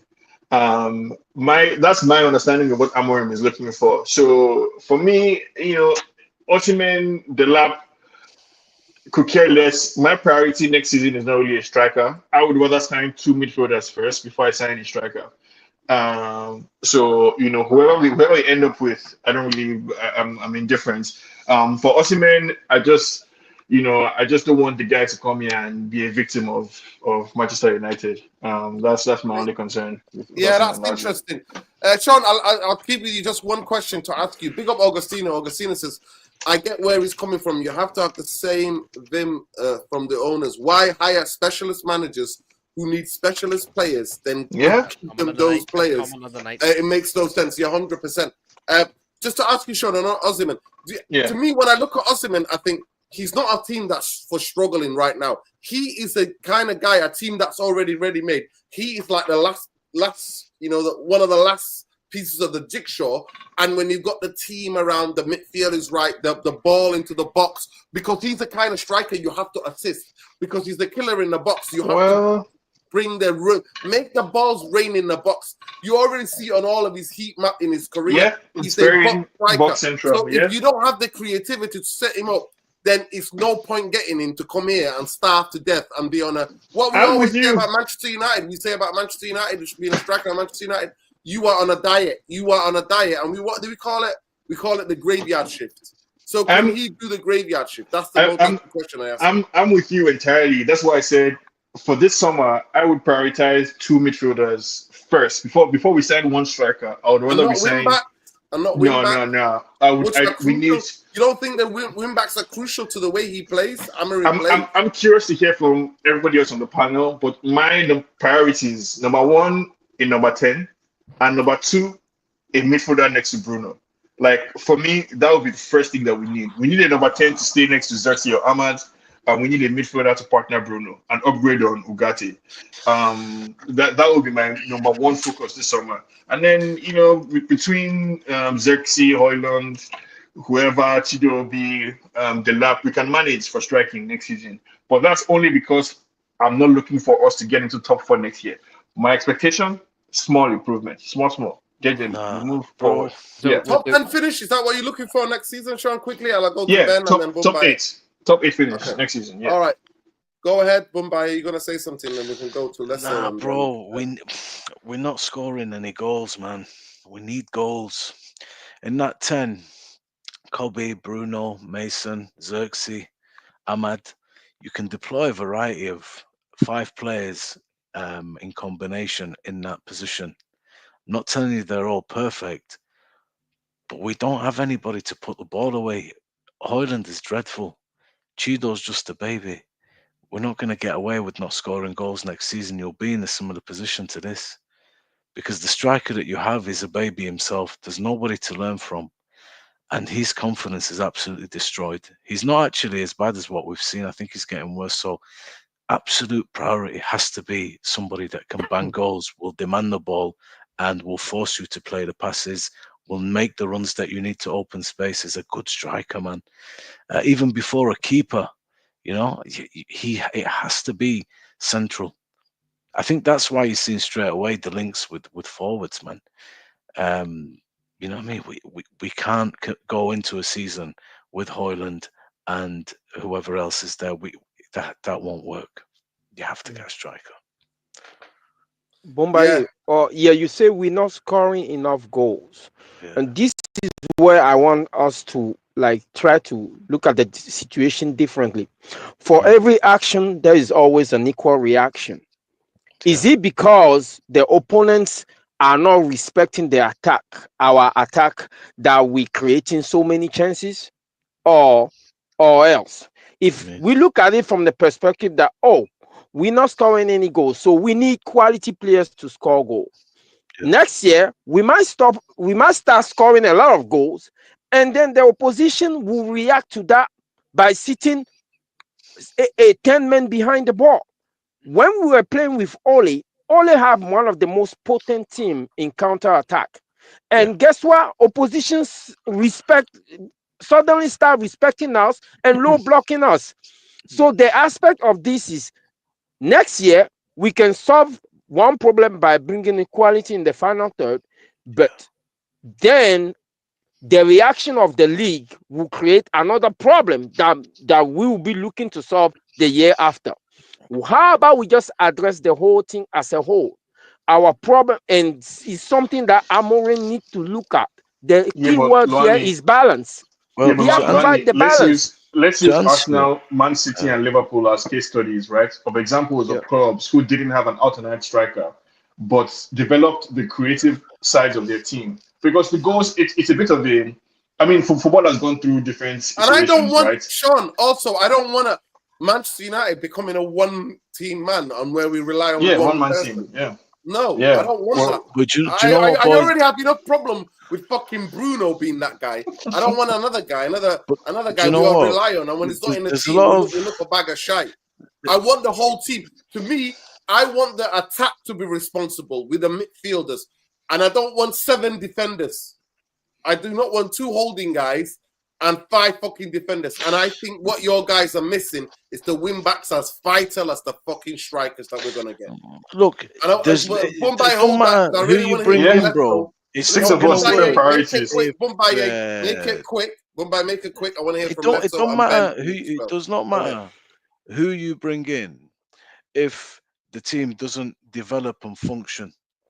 But many a weeks, especially toward the latter part of the season, we sit on here and we're lambasting 3 players in the main: the keeper, the striker, and Garnacho.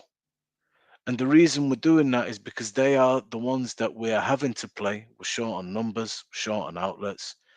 And if you think back to many games, Wolves, you just watched it, you told me we're missing chances left, right, and centre. Forest was the same thing. Many games you look at this season, it's like, what the hell is going on? Why are you not finishing off these openings, creating a chance out of them? The quality in the final third is completely off. And if you are not giving anybody anything to think about, you just embolden the opposition gradually.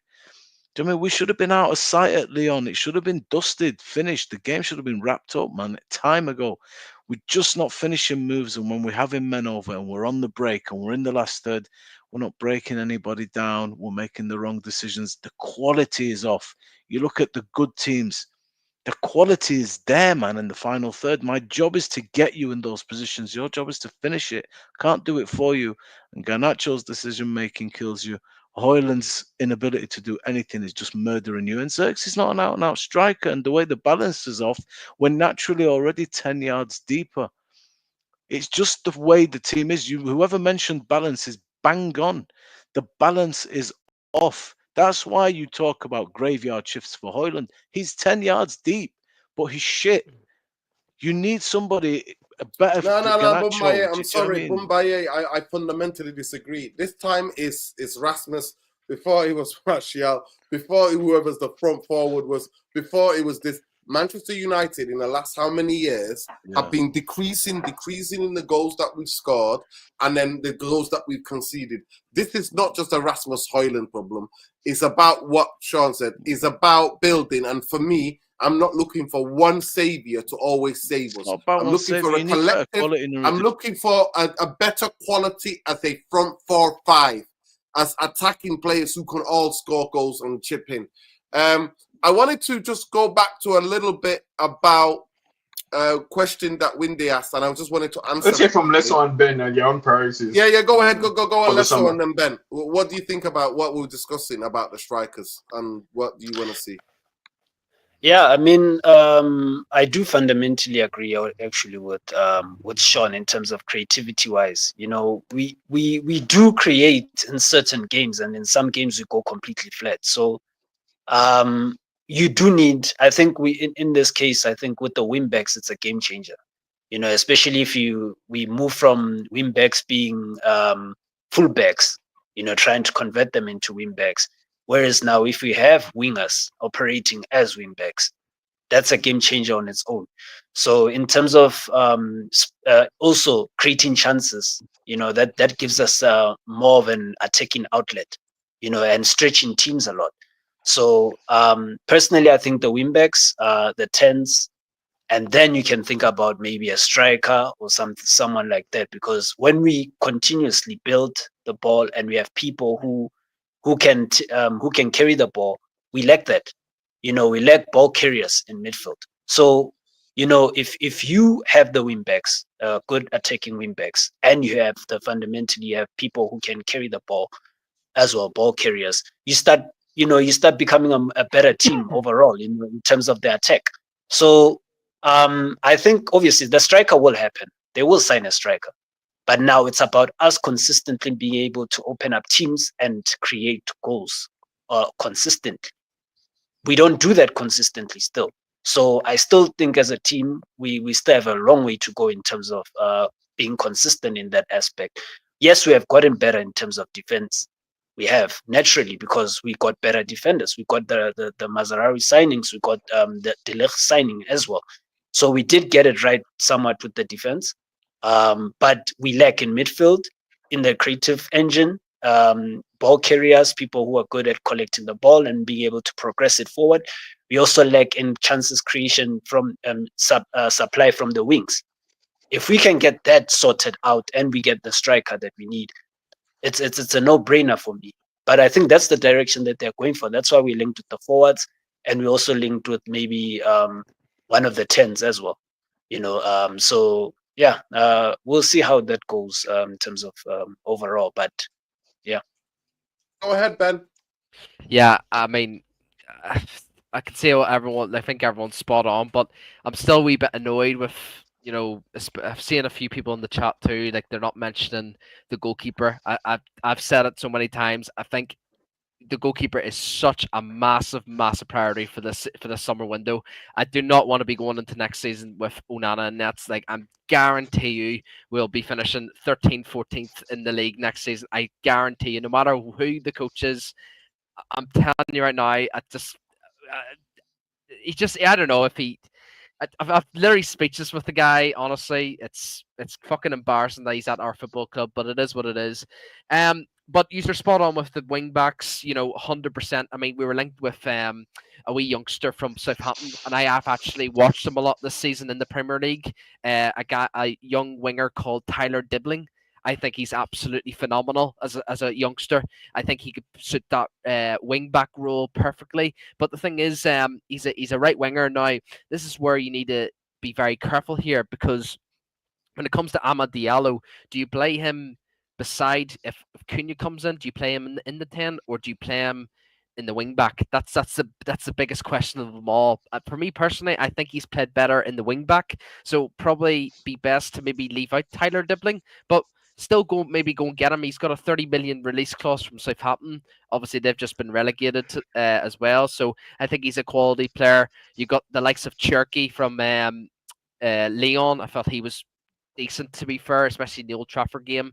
But like I said, I think Lessa was spot on there with the defence. I think over these last 10, 12 years, ever since post Fergie, I think the one thing we can all agree is, obviously, I love to get everyone's opinions on the panel and the chat, is the defence has been the least concerning thing over these previous 10 years. That's something that I could always I've always seen in that, because we've actually had a solid defense over these years with Jose, with Ten Hag, even with Ole Gunnar Solskjaer as well. I think we've actually we need to focus more in the midfield pack as well as the final third. And obviously you could have said the goalkeeper situation before Onana, because we had frankly one of the best goalkeepers in the world with De Gea, but we have to go back to square one with Onana. I think the defense is the least concerning thing. I personally don't want a defender over the summer window. I think with Aidan Heaven coming into the play and Frederiksen as well having an outstanding debut in the weekend, I think that defense is the least concerning thing. Just get one wing back, one number 10, and do you know what? See with Ousmane and Delap, this is all eyes on Ineos. If Ineos are so called the next fucking Mr. Money Pocket people, thinking that, oh, we're gonna save Man United. Why don't you buy both? Why don't you buy both fucking strikers? Have Ousmane as the main striker and look at Delap. Here's and out, like, here's Osimhen here, who's absolute, he's learned it all from Napoli, from Galatasaray. You can learn. Delap has got the future ahead of himself, and he's got, frankly, one of the best strikers in the world as of right now. You could probably argue with Osimhen, but why don't Ineos just do that? Buy both strikers, just buy them both, and then then we can actually say, right, okay, But then this comes into play with, I think we're getting too far ahead of ourselves with the whole, what incomes and stuff. We can't do much incomes if there's not going to be many outgoings. There's still so many players in this squad. Sancho's coming back, Anthony's coming back, Rashford's coming back. So many players in the squad that have such significant high wages. Get rid of them first, then move on to plan A. Do the incomings straight away, but get the outgoings gone. And like I said, I think I'm actually astonished. I'm seeing on Twitter, Amorim's next. This is how Amorim would set up next season, and I'm seeing Onana in that. I'm absolutely like, I've got nothing else to say, panel and chat. I've got nothing else to say. I fucking hate the guy, and honestly, I can't believe he's at our club. He's the reason. He's one of the reasons why we're in this position. I'm telling you right now, man. Well, I really think that's a way to wrap up the show tonight. I think we've had they just want to say something about the wing back. I honestly don't think the wing back will make any difference for us next year. The reason for that is that disagree. most of the coach, right? Let me try to elaborate, right? Most of the coach, the modern coach, are trying to play a system based that creates space and overload. If you look at Brighton, for example, they rely more on the movement of their players to create for cutback rather than Mitoma or Minte beating their individual defenders. What I'm trying to say is that in this league, the coaches and the players have the ability to do their homework and adjust to wing back play or wingers play. You see, when Ahmad was finding a lot of space and the opposing coach start realizing that he's our omni-danger man, they start putting people on him. They can mark a wing back out of the game. And especially when our wing back are receiving the ball back to goal. They're not going to allow them to turn. I think we should fix our team is in the engine room. That gives a little bit more dynamic. No, I agree. No. To me, the midfield is crucial as the wing backs. 100% agree. Because if you mark one, if you go along with your line of argument, we mark one wing back. If you've got midfielders can switch the play to the other side, is the space. All I'm saying to you is that all I've watched since October, November, I've watched Amorim's time at Manchester United. The space against every team is out in the wing backs. And we get pinned back and we got 5 at the back and we can't even... We've conceded 20 times the first goal this season. 20 times. So this idea of me, I do not want a back 5. The space in this team, in this formation that Amorim wants to persist with, is in the wide areas. The reason why I'm saying they have to be as crucial as the midfielders, that the midfielders have to win the ball back and give it to them again and again and again to sustain the pressure up the pitch. And you need people who can isolate. That's why I'm saying you sign wingers, and Dembele might be it. Maybe we can get somebody else that might be a bit more in his mid, maybe a player like Dembele, but who's more mature. Okay, so I have a question for you, let me finish the point. So we can get somebody who are like wingers, not wing backs, wingers to play like wing backs. That's what we need. They need to be able to carry the ball. They need to be able to cross the ball. They need to be able to isolate people and score goals as well. That's what we need. But yes, okay. I agree. The midfield players are as fundamental as to them, as the 2 number 10s are as well. But for me, that's where the space is. And those 2 guys, those 2 players have to be there, so crucial. Because if you want to... Big up, guys. I need to drop. So then if he doesn't want to do it, he doesn't want to do it. Big up, Sean. I appreciate you jumping up. Go ahead, Luana. Question. So, boys, I need to drop off as well. Good night. Good night. Big up, Nuruddin. Take care, gentlemen. Take care. Take care, my. Good night, Nudin, Habibi. do Good night. you think that the space that we're seeing all this year, do you think is created by the system, or do you think that the team just let us have the space because without No, Ahmad, they don't no, respect our wing back? no, no. Because I've seen Crystal Palace play. We need to see the way they are wing back play. How many goals they score? How many opportunities they create? When No, we look at they Wolf, cross Wolf the is ball the to each other. lowest scoring team in the league, and they have better creative wing back in Agnori and what's Semedo than us. So if we improve, if we buy an Agnori or we buy No, I Semedo. don't want Al-Nori. I don't want Al-Nori. Mulani, you're not hearing me. We need traditional wingers who can play wing back. Traditional people who can go up and down that pitch, cross balls into the box, people who can score goals themselves, win the ball off the pitch. The point what you're not understanding, for me, I remember when we played Wolves under Nuno, they kept the ball away from us because they had the wing backs. Nottingham Forest at times keep possession of the football because of the wing backs. I see Crystal Palace do it with especially the left Mitchell. He sets up a lot of goals for them. He's their biggest outlet. The way FA drops in to central number 10, the way he goes on the overlap and they get the ball to him and he whips it in for Mateta to score, it is there. To me, all the break, what I'm saying to you is that you might be able to mark one wing back, one winger, traditional winger or wing back who's playing a wing back out of the game. You can't do both. But you have to have the midfielders who can spot the opportunity and the overload on the other side. That is crucial as anybody. Me and you can debate this on another show, Yes. but I just want to thank everybody. We can be here all day and night. Big up to Jarvis Tactic. Yeah, it says the Ineos machine is full of spin. Try to distract the fan base from the fact that we're 14th in league and struggle with win games. 100%. They're throwing big names will probably end up with the usual 5th, 6th choice signing. Open your eyes. Yeah, listen.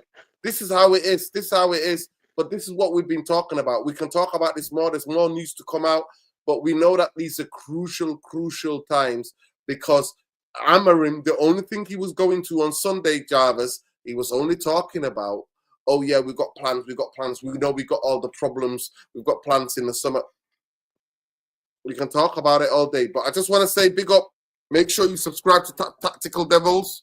They only need about 300 subscribers, just under 300 to make it to 1,000 subscribers so they can fully monetize. Please go ahead and do that. Big up to Luani, 1979. Make sure you check out Ben Elmore at Elmore39. Make sure you check out Lesser Football at Black Rain on Twitter. Make sure you check out Tactical Devils is Bowley77 on Twitter and Tactical Devils on YouTube. Make sure you check out at Sean Thomas on Twitter. And make sure you check out his podcast, geopolitical podcast, how we see things. If you want to give us a follow, I'm there, Mr. Structure, right? That guy, Red Devil.